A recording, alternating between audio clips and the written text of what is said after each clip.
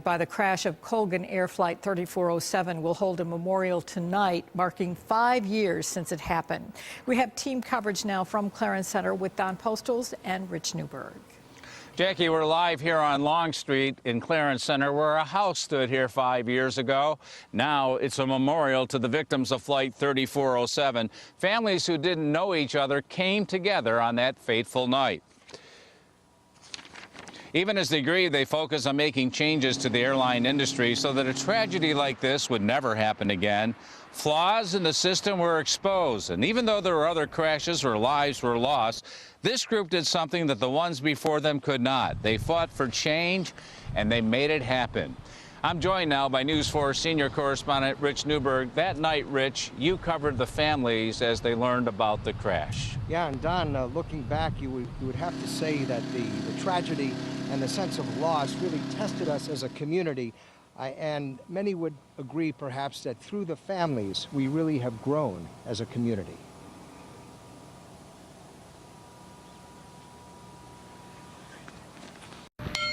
It was Mother Teresa who said, "I alone cannot change the world, but I can cast a stone across the waters to create many ripples."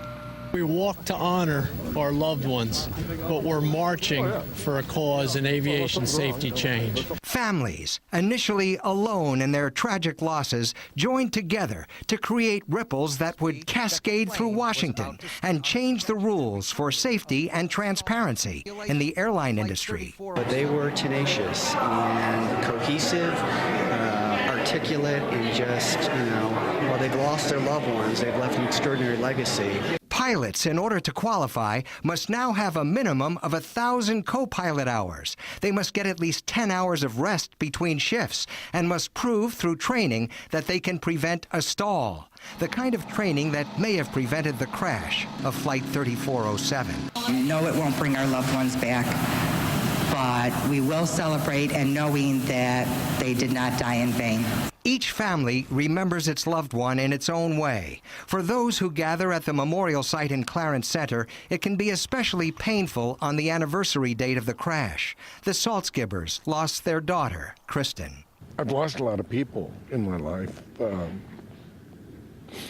but to lose a child is very, very tough. And I don't think you ever get over it. I haven't, I know. The Saltzgibbers were part of the march from Clarence to the airport on the first anniversary of the crash. Though they are from out of town, they have bonded with the Western New York community. And those are the good thoughts that we have of Buffalo is the people and the response that they've made and how they feel like we feel about the crash, that they're concerned. And I remember that march very, very well, and a strong sense of purpose, Don, in the name of the victims. And coming up at 5:30, actually, we're going to remember the responders who came here that night. And it was a massive response, and the Clarence Center Firehouse is only, what, quarter of a mile down the street here. Absolutely. You know what's going to be a lasting legacy of this crash is how the families of the victims did not give up their fight to make changes at the FAA. They hit tremendous resistance for lobbyists for the airline industry, but Senator Chuck Schumer and others on Capitol Hill bonded with them and said, we will make these changes happen. And we come back at 5:30. News 4's Ed Dranch will join us with that part of the story. For now, we'll send it back to you, Jackie, in the studio.